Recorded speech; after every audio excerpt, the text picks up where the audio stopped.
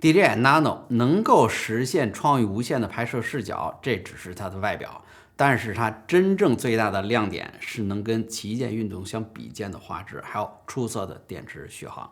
其实各公司历代的运动相机我基本用了个遍，大疆的新品 Osmo Nano 我测试了几个月，我觉得它最适合的使用场景就一个字儿，它是隐藏在拇指大小的身材里边，高画质的旅行搭子。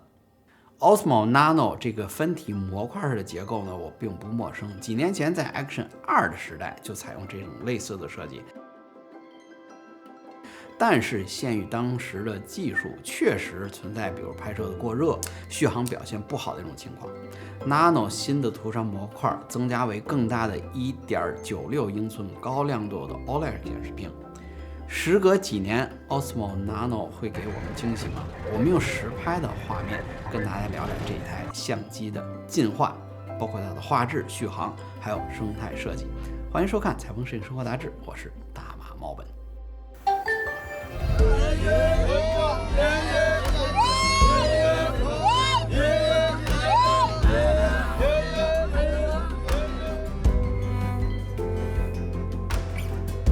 你知道这动作叫什么吗？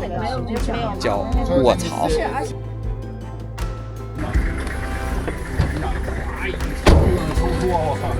Alright， 坐好，坐好，咱们马上就进园区了。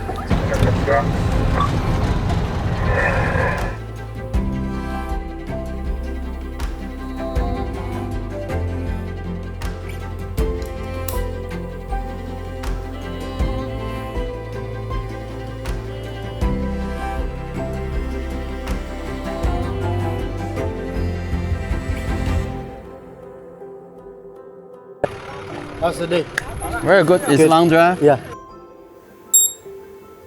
如果说大疆的 Action 5 Pro 是目前画质最好的运动相机之一，应当没有太多的争议吧。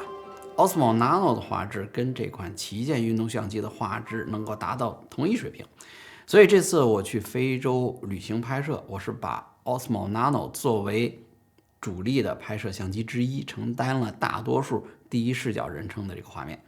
Osmo Nano 使用了和 Action 5 Pro 一样规格的1.1/3英寸的同样传感器，143度的超宽的视野，覆盖了从天空到地面这种大跨度的场景的范围，比如像热气球起飞时这种亮度耀眼的天空，还有阳光没有照射到的地方。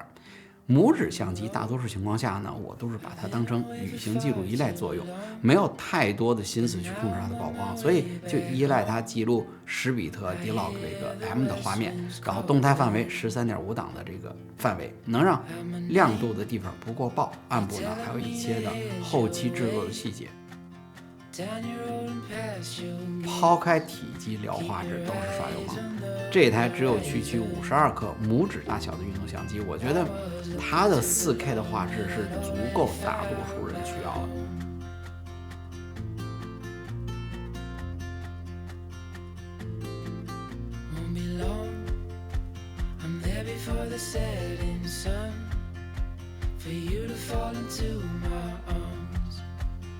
Place I call my home.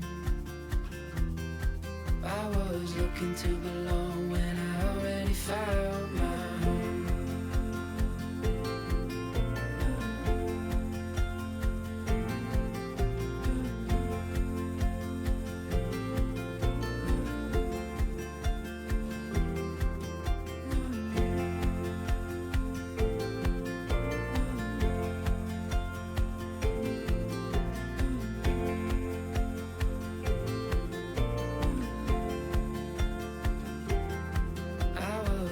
To belong when I'd already known that you would be there when the rains are gone, like a light in the night, you will always be. Osmo Nano 在暗光的表现上基本上能达到旅行拍摄的预期。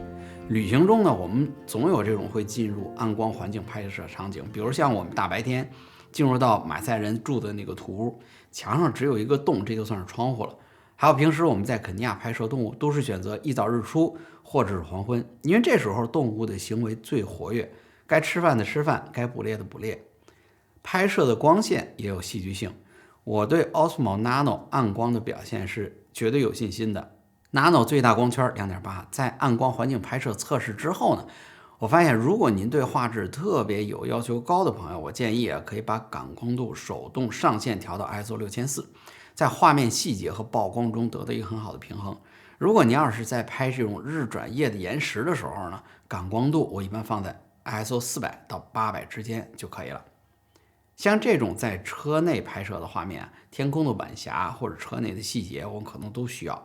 我会选择拍摄4:3的画幅，而不是16:9，尽可能记录场景，然后后期呢再根据需要的内容来进行重新的剪裁。Osmo Nano 的主机只有内置存储，有 64G 和 128G 两个版本。128G 的版本，它记录 4K 的视频大多是2小时36分钟。如果您需要更多的储存的空间，可以在图传模块里边这个插卡来进行扩展。设计生态和电池续航，我不知道您更看重哪一个啊？我自己更容易续航的焦虑，所以先说这个电池续航吧。Osmo Nano 是目前拇指相机形态里边拍摄续航时间最长的，单机理论上最长可以记录90分钟1080的画面，我记录 4K 最高格式可以录制1个小时。肯尼亚永远不知道接下来会有什么野生动物出现在眼前，所以我就干脆把相机放在磁吸的这挂绳上，或者是放在吸盘上记录我自己工作过程。肯尼亚的8月份白天30度，晚上大概20度。Nano 在连续工作的时候呢，会觉得有一点点温热，但是从来没有遇上过过热关机的情况。当 Osmo Nano 连接图传模块拍摄的时候，这小家伙居然坚持了3个多小时，我从下午一直拍摄到天黑。等吃完晚饭出来的时候，收机器发现它还在录着。这个电池续航是大大超过我的预期的。当你把 Nano 主机放回到图传模块的时候，就可以实现极速充电，实测20分钟就可以充满80%。我觉得在旅行过程中的拍摄，把图传模块您可以一直接在充电宝，随时这个满电的状态，让主机呢放在外边干活，等没电了呢再回来速充。您既可以享受画质跟轻便，又不会有用电的焦虑。生态旅行出门，只要我会带 Osmo 360或者 Action 其中任意一个，那大疆生态的优势就体现出来了。大疆配件上那个磁吸快拆接口跟 Nano 是通用的，而且收音全部支持 Osmo Audio 双麦克风直连，像无线 Mac 2还有 Mac Mini 都通用。一个附件呢可以用多台相机都通用，像这次肯尼亚我几乎全程是使用 PWTech 的这个磁吸的鬼爪，像 Action 360 Nano 都可以放在上面。我架在相机顶上的360和 Nano 根据场景互相这个直接互换，非常方便。轮到谁当主机，那只要把无线麦克风重新配对就可以了，10几秒钟搞定。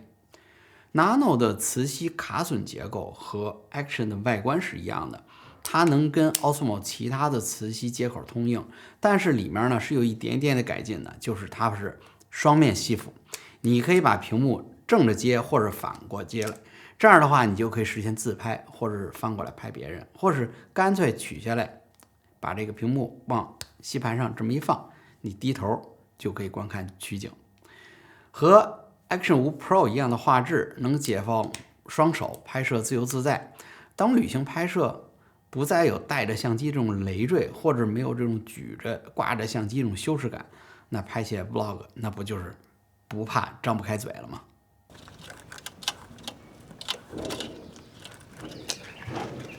特别喜欢马这个动物，大马就是来自大马，真就是大马。因为06年的时候，那时候在北京，大概特别喜欢骑马，因为有一朋友自己有马场，然后老上那儿蹭马骑去，然后就喜欢上那个马了。以前的人生目标就是1匹马1条狗，然后现在是1匹马1只猫。就马这个动物吧，以前我觉得马这个动物呢，就是可靠、忠诚、优雅，关键呢它也不叫唤，不像狗似的逼叨叨的天天叫唤，还那么谄媚。马多好。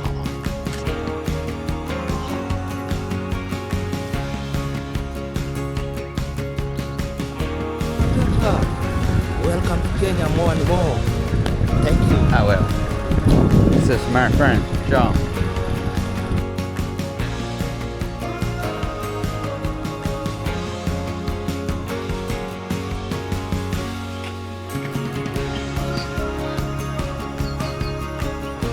Misty, Misty, Misty, Misty,